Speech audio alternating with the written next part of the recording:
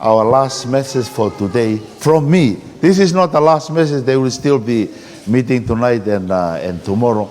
But the last from me, I'm going to talk about our responsibility towards God's mission. Our responsibility towards God's mission. And maybe we'll have a word of prayer, then we'll begin. Father, we just invite your Spirit, Lord, to speak to our hearts once more.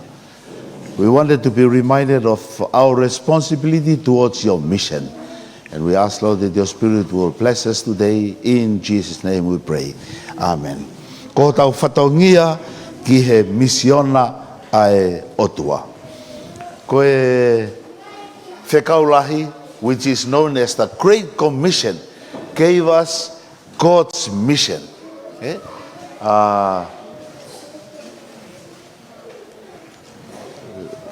Let me hear us read it one more time. The older one read the Tongan, and our young people, you read the English version. Okay, 1, 2.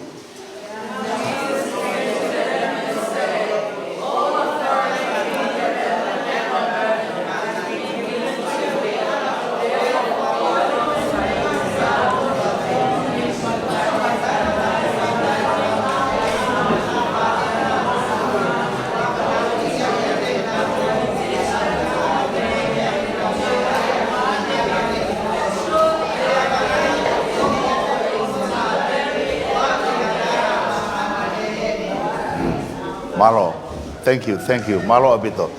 So this was the command that the Lord gave to his disciple and to all those who claim to be Jesus' disciple. He started off by saying, all authority in heaven and on earth has been given to me. Why did he talk about this authority that has been given to him? If you go to the previous verses, you will find, because remember, this is after Jesus been raised from the dead. He was getting ready to go back to heaven when he told this to his disciple. There were still disciples who were doubting. Na ke iai pe ka wa konga na na hanga fa feu ia ai mafai o Jesu Christ. Nengo pe ko toi tu ia me he mate ka unau ke whakaukau pe na ku kai ke ne mau e mafai. There is still some of them that doubted. That is why Jesus emphasized that all authority in heaven and on earth has been given to him when he conquered death. When he was raised from the death, he said, I have gained back the authority that the devil have claimed here in this world. So the work that we are doing for the Lord, we are doing it with the most powerful authority that is there on this universe. Okay, on this universe. So then he commanded and he said, therefore go and what? Go and make disciple. Go and make disciple of all nations. You will notice the core message in the Great Commission is to make disciple. That is the main verb in the Great Commission. Aya ko veape mau inga taha koe pako foi popoak mau inga taha koe whekaulahi koe alo whakalotui. Koe whakalotui, it means make disciple. Okay? It means make disciple. So what does a disciple mean? A disciple is somebody who follows Jesus. A disciple is somebody who follows Jesus and is baptized and is observing everything that the Lord has given us. That's what a disciple is. So our role as disciple of Jesus Christ is to make disciple, which is simply to help somebody follow Jesus. So very simple. Ai ngawe ko mahe o toa ki tātoro. Koe tau ngawe ki tau whakalotui. Koe hae uhinga whakalotui ki mahi noa nganga no mai whakapalangi. Is to disciple somebody. Is to make disciple. Is to make disciple. You know, the challenge that we have in our church is that we make other things as the main one rather than making disciple. Rather than doing the core work that the Lord has given us. I've always tried and illustrate it with this. And this is not a true story. This is just for illustration. If ever I tell my wife, he said, go and make me a banana cake. And of course, he always listened to me sometimes. And I said, you can't make me a banana cake. And she said, okay, I will go and make a banana cake. And I wait and I wait. Suddenly she came to me with a whole lot of books, some papers. And she said to me, I can't believe it, how many banana cake recipe that is there in the world. There is a Tongan banana cake, there's a Fijian banana, and these are the list of recipe. And I said, okay, that's nice. And then I waited for the banana cake. Suddenly she come up and give me these different pictures. And he said, there are different shape of trays to make banana cake. There is a square one, there is a rectangle one, circle one with a hole in the middle. And she asked, what type of shape you want your banana cake? And I said, I don't care what shape, I just want a banana cake. He said, oh, just hang on, your banana cake will come. And next minute, she will come up with, said, I have did a little research about the kind of temperature that the banana cake needed. The right temperature must be an electric oven. I'm sure you getting the point. I want a banana cake. I don't want a recipe. I don't want a tray or what. Where is the banana cake? What do you think if I should do if that really happened? Maybe I should go and look for another banana maker. No, that's it. But you imagine the frustration in God's side when He tells us to go and make banana cake, and what we do? We go and attend seminars after seminars on how to make disciples. We even go out and compose many songs on how to make disciples. But then when we come, most of the time of the year, God is waiting. Where are my disciples that you have made? I'm sure the Lord is frustrated at times, just like if it was a real thing, me being frustrated. I ask you to make a banana cake, and here you are going and collect all sorts of research. That's not what I want. I want to see a banana cake. I make that illustration in our union when we work in and in Trans-Pacific Union, and I told our members there, and I said, when I come around and visit your mission, I don't want to see any more recipe. I want to see, good singing, but I want to see disciples that you have made. I shared that with our ladies when we have the Women Congress in Tonga. Man, ladies are powerful people. When those ladies went back to their mission, every week I receive an email of somebody from a mission. A lady said, Pastor, this is a picture of my banana cake. And it's a picture of somebody that they have discipled. This is a picture of my banana cake. This is somebody that I have invited, and I'm working on getting this person here to be a disciple of Jesus Christ. The core function of our work is to make disciples. Are you helping somebody to follow Jesus Christ? That's the question that every one of us should ask. And that can happen anywhere. In your family, parents, are you helping your children to follow Jesus Christ? And children, are you helping your parents to follow Jesus Christ too? Our role is to make disciples. So when we have this theme from the World Church for us to go, it is for us not to just go and muck around anywhere. No, it is for us to go and make disciples. Make disciples. We have made this theme here, I will go in the last concubinum, and even in this concubinum, I will go. Teu alu.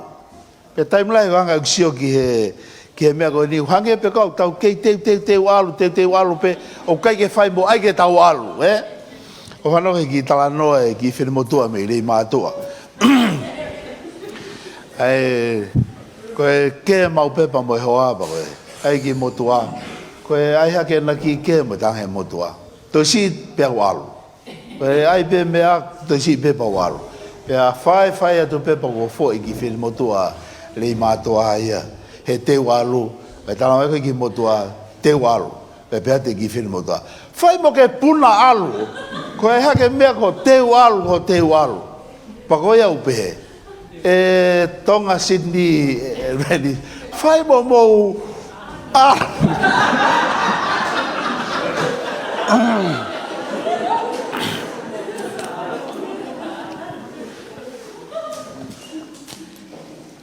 fai moto. Koe ki whina motoa whemini e mātoa, mo motoa wawa upena la tōtou ke. Leke, koe whaamu ke whai motau alu. Te uhanga wawa, I will share with you some of the lessons that our church have learned about this making disciple, of how is it that we are going to carry out the mission of God. Lesson whika uraki na tauhanga tautol whamawhaeni I he pongpongini. Ai mahu inga koe lotu, The importance of prayer. There is power in prayer. We always say, no prayer, no power. Less prayer, less power. And much prayer, then much power. Talamai tautore si Isuia, he told us, the harvest is plentiful. But the problem is that there is not many people who are going. There is not many laborers. And what are we supposed to do? We are supposed to pray. Pray, ask the Lord of the harvest.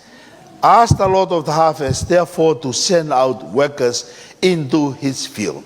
When you look at the original language of this word here, ask the Lord of the harvest, it also means that when you are praying and said, Lord, I know that the harvest is plenty and there is not many workers that are there to bring in the harvest. So when you are asking, with using this verb, you are also saying, Lord, I want to be that laborer. I want to be that worker that can be able to bring in the harvest. And more to that verb, when you are saying, ask the Lord of the harvest to send out workers. The word for send out workers is, in the original language, is like throwing out. When you throw the net, it's the same verb, throwing. So when you are saying this prayer here, asking, and you said, Lord, I want to be that worker that you are going to send out. You are simply submitting yourself. Lord, I want to be that worker that you just throw me anywhere you wanted me to go and make disciples. So it's a very great commitment. Koe tuku pāia, ko matoa ki maolunga au pe te taimu te hanga whaia lotu koe ni, koe te whake te mo ui, ko whepea whaika wheitu, o whihanga o tua o awe kita ki ai, o te tuku pā. Koe hāpe ha toko taha, ko haipe ha toko taha o whia mai o tua, ke te hanga toko ni, ke hoka toko taha ke te saipare, o te tuku pā ki taia i he lotu koe ni, ke te hanga o maia. Mau inga o pito ai lotu. Pea koe lotu hau, pea mo e tuku pā. Koe mea hono wa, i he anga koe whotuutuu koe ngāwe, ka pau o mau inga whaevangerio i he siasi, ko pau peke tau hanga whotuu ia i he kalenda koe siasi. It must be a calendar. If you don't put it down and say, okay, this month we are going to run an evangelistic program, it will never happen. It will never happen. And I'm sure you have already said it. When we were at TPUM, and for this program, SPD for Christ, there is a month for the harvesting program for every place. Because we have learned that if ever we won't put it in the calendar, it will never happen. It will never happen. So it must be put in the calendar. The third thing that we learn about the mission of God is that it must be a united effort. It must be a united effort. And I'm sure that is why our Takwhakalaumari's team have called this camp here to focus on our responsibilities, because they know that evangelism work, in order for it to be successful, it must be the whole church involving in it. It is not just them going to do it, but every one of us that are here, we have a responsibility to fulfill the mission of God. So it must be a united effort. I'll talk about it later on, that when we are together in something, we will build synergy. We will build synergy. We must be united together. If we are not going to be united together, we will not be able. You remember the saying, he said, united we stand, divided we what? We fall. United we will be able to do the work, and divided we won't be able to do the work. Some years ago I went to Avondale to further my study, and I saw this right up on the wall in the dormitory, where he said, united we stick, divided we stuck.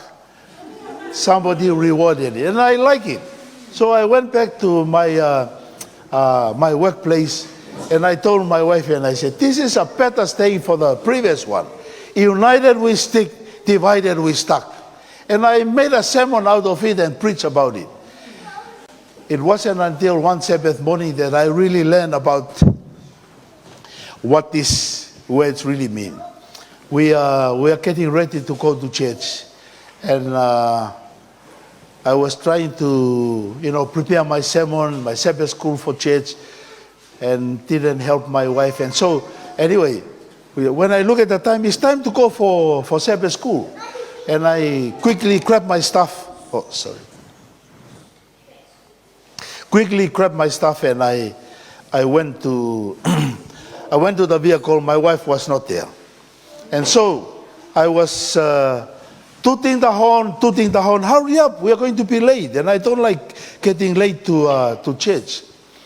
And so when she came inside the vehicle, even though we are sitting side by side, but there's a big wall between us because of me rushing, and it's a common thing that happen. It's not sin, but it's just a little holy war. And because of we usually say a prayer before we go to church, but because I wasn't happy, I put the vehicle quickly to reverse gear and rushed the vehicle. But where we move out the vehicle is not cement, it's just on the grass. And the night before it was raining, and there's a mud puddle outside. When I reversed the vehicle outside, the vehicle got stuck in the mud. Put it in the front, the vehicle keep on spinning. And I was getting angry. And my wife said to me, remember your sermon that you preached? And I said, what sermon? United we stick, divided we're gonna stuck here forever. and I said, okay then, let's be united. What are we gonna do then? He said, firstly you say sorry to me. And then after saying sorry, he said, so what next then? You get out and push the car, I will come there and drive.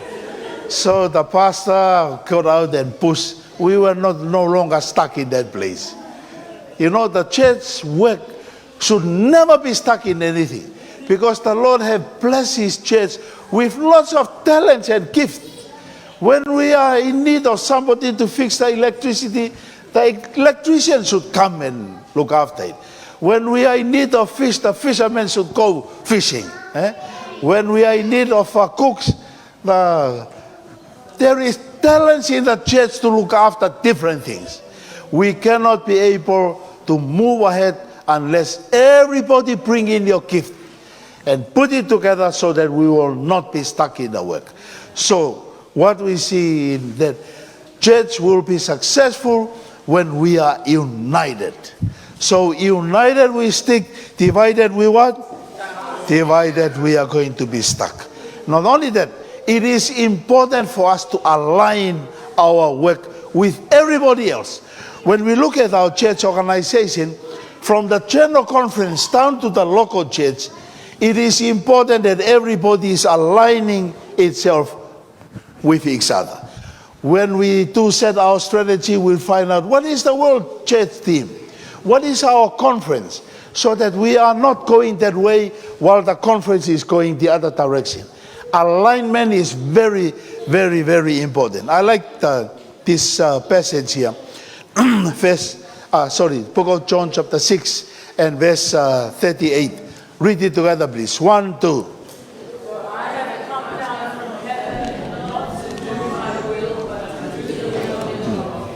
You know, the problem in our work at times is that when you are elected to be the leader of one department, you think that you are the king of the department. You don't care what the others are doing.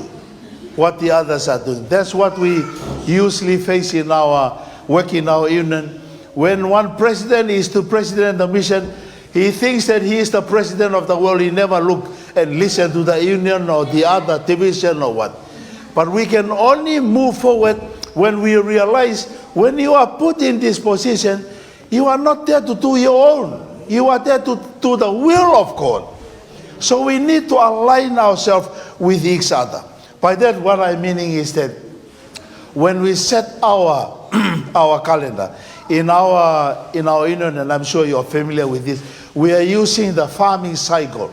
You know, in order for you to have a good harvest, there must be a good preparation, sowing. That you have the harvest, then you nurture and multiply. So when we do put our calendar together, we must have some purpose. Why is it that we are running program? So everything that you do within your church align with each other to the purpose of the church, which is our evangelistic program. So you look not just the department, but even all our church service, prayer meeting, Vespers, AY, should all be aligning. We are building up for our evangelistic program. That is why we are running this program. We are running this program because of that. When everybody align themselves, we will be able to get a good harvest. But you know what we have seen in a lot of places? Every department is competing against each other. This department is thinking that we want to make sure that we are better than the other department. And I don't want to name it, otherwise you think I'm getting on your department. But we are not here to compete against one another. We are here with one mission, and we must align ourselves with each other. Okay? Continuing on. Ko ngai mau halau fa o whekauaki pa mo ngai malanga fa evangelio. Tau te fito e ni ki tau ki whanua goe i Tonga. O pe ngai mau hala te mlai. O kui kai ke toi ngau e malanga fa evangelio ia. These are some of the myths that people have about evangelistic program, and they said public evangelism is no longer working. We should not do any more evangelism because everybody is a Christian in our church, in our country. So it doesn't work anymore. Let me share with you what happened when I went to Papua New Guinea for the for the program in Papua New Guinea. I did share a little bit of this this morning, that I was taken to the highland of Papua New Guinea in Enga province, in a village that is called Pirit. That's where I was taken. This is the day when they welcomed me to the site where I was going to preach. They have a parade of youth, pathfinders, adventurers to welcome me. But the most important and fascinating thing, when they welcomed me, they got this banana tree, not as healthy as St. Havili's banana, but they plant this banana tree beside the stage that is ready to harvest. And so when it's time for us to launch the evangelistic program, they gave me a big knife. You see the big bush knife? It's the longest bush knife I ever seen. They gave it to me and they said to me, Pastor, we want you to cut the banana as the launching symbol of our program. And I was wondering what is it standing for. But after I cut it, the district director explained to me, he said, you know, your being here is just to do the harvesting. We have already done everything. We have already done the preparation. The souls are ready to be baptized. So it doesn't matter whether you preach well or not well. The souls are ready to be baptized. You are coming and doing the easy part. Just cut the harvest. What a beautiful thing. What a beautiful thing. When I went to Tonga for the harvesting program back in 2018, I think, I was given to preach in my own village in Hateho. Man, during the daytime, I had to go around and visit family to try and get them to come to church. Because the opening night, it is only the church members. And I said to them, where are the visitors? Where are the people that you people have prepared? And then they told me, they said, what's that new thing that you are telling us? This is how we do things in here. Evangelistic program, we just speak to ourselves, but not in Papua New Guinea. And I said, man, wouldn't it be lovely to come and to run an evangelistic program somewhere, and the members have already done the preparation. You are just coming with a push knife to cut and harvest. In that sense, it doesn't, it means that we still can do evangelistic program, but we must do the preparation. Okay? We must do the preparation. Just a little bit more of how well they have prepared. These are the baptism. I was there for 2 weeks. There was a baptism in the first Sabbath, and there was also a baptism on the last Sabbath. We baptized over 100 in the first Sabbath, and we even baptized over 200 on the second Sabbath. It's because they have done the preparation really well. And you know the commitment that these people have, boy, rain or sunshine, they come. This is nighttime, it was raining, they still come to the program. One of the things that I learned in this program is that because of their faithfulness, they come. But in the opening, when I see that it was an open field that I'm going to preach in, I was praying very hard for the Lord to give us good weather. I said, Lord, you know it's open. I don't want you to bring any rain. I tell you, it was raining almost all the 2 weeks that I was there. I think there was only 3 nights that there was no rain. And when it come to the, those nights, I started to feel a little bit discouraged and say, Lord, I thought that you are in charge of nature. I thought that you're in charge of nature. You can stop this rain. And I prayed with all my heart. And look, you still send the rain. But you know the message that I see, that the people still coming, the Lord is saying to me, you just pray for your sermon. You should pray for the Holy Spirit to help you preach. Don't worry about the rain, because people still come. You only pray for the rain when you are preaching to the Tongan. Because the Papua New Guinea, rain or sunshine, they still come. So stop praying for the rain. You pray for the Holy Spirit to come and use you in your sermon. When I changed my prayer, the rain stopped. And I said, oh Lord, you don't want me to pray for the rain. But I tell you, man, the place, this is a photo till the daytime. Muddy place. But people still come. This is quite earlier. They still come and stand in the waters. I said, man, lucky they built a stage for me. I didn't stand in the water to preach. I stay in a dry place and preach. But these people, even though it's raining, they come. That's our second Sabbath that we have the program. They came. They came in number. And the baptism, it was not because I preach well. It was because the members have done the preparation. They have already done the preparation. They pray hard for this. And they go out and visit their families, visit their friends, starting small group Bible study. So when I came, they were ready to be baptized. They were ready to be baptized. And I'm just thinking of our own evangelistic program with the Tongans. Man, I only wish that we can prepare. If you will prepare for the evangelistic program, I volunteer to come and preach for the evangelistic program. But if you don't prepare, your pastor is here to preach for your evangelistic program. Okay? So, koe ngahi mauhala e koe wikai ke toi ngāue ai Ngafa Fatongia Kristiane taha kotoa pei. Ka kono whapuripuri, ka pau e whai pei tautore te uia, e iai pe ola lele i tau kaupa mo e lau maare e maunioni. Hoko te me. Kai ke ngātai, koe tau whanki malanga, malo apply ne kau kei tatau pia, ka pau iaha tau whainga proklama o gulahi.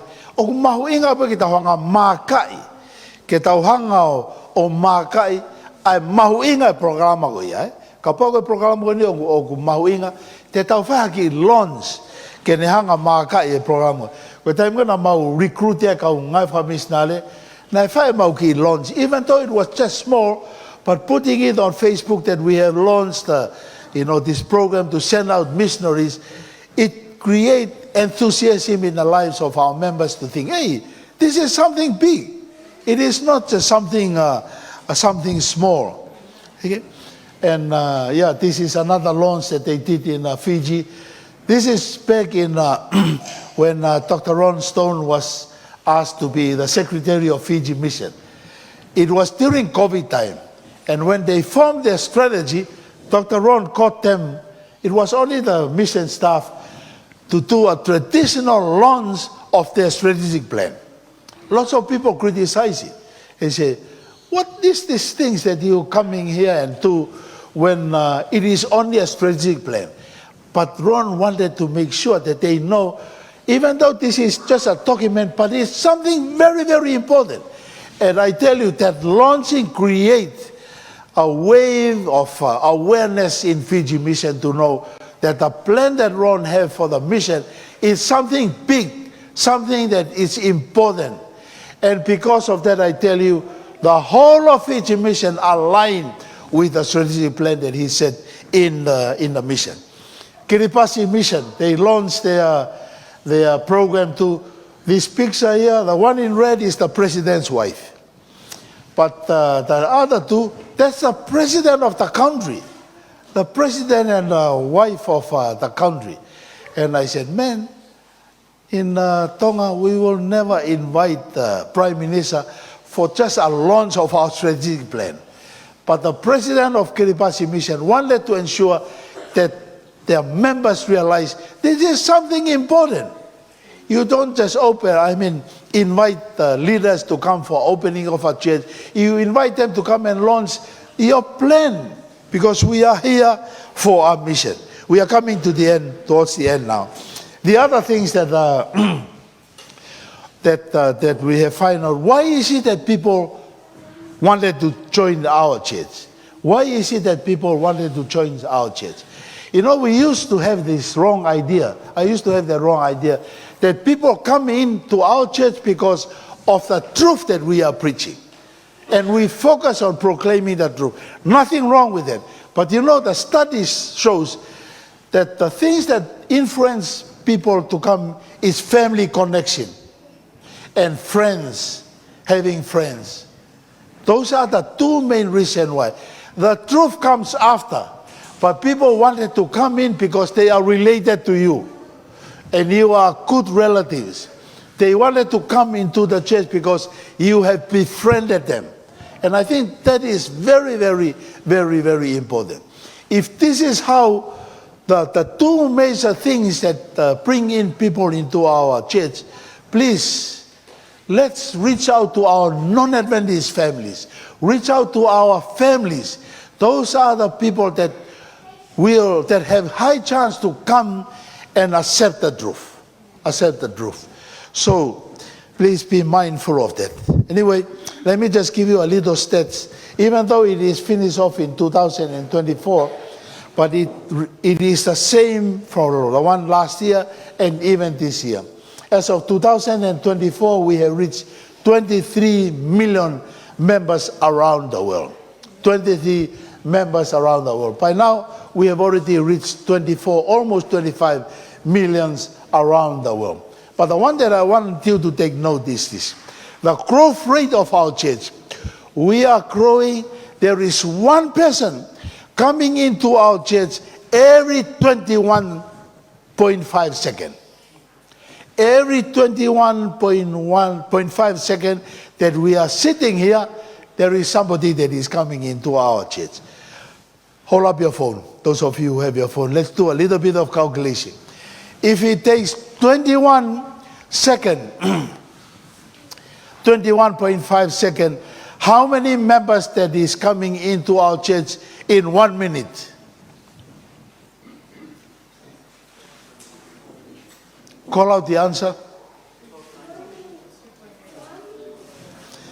Okay, that's 1 minute. Calculate how many come into our church every 1 hour.